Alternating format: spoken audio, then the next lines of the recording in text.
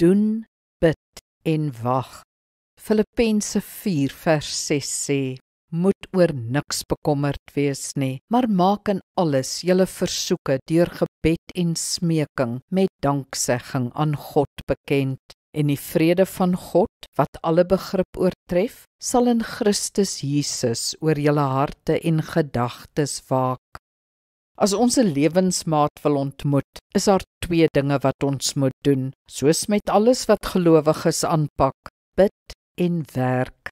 Jy het eerstens 'n eie verantwoordelikheid in die verband, 'n werk. Gaan uit, ontmoet mense, wees jou entoesiastiese self. Dan moet jy ook bid met hoofletters, want 'n maat is een van die grootste keuses van jou lewe. Doen dit soos volg. Noem jou behoefte gereeld aan die Here, maar moenie obsessief bid nie. Die Here sal nie vergeet nie. Leer om te wag. Wag op die Here is nie 'n passiewe daad nie, maar 'n aktiewe daad van geloof. Dis om 'n saak aan God af te gee en rustig, in volle vertroue met jou lewe aan te gaan.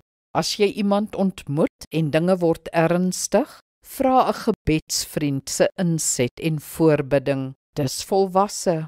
Ja, doen in geloof, bid in geloof, wag in geloof.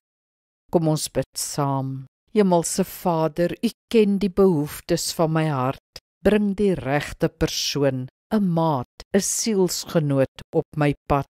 Help my om ook van my kant af te doen wat ek moet doen, te wees wat ek moet wees.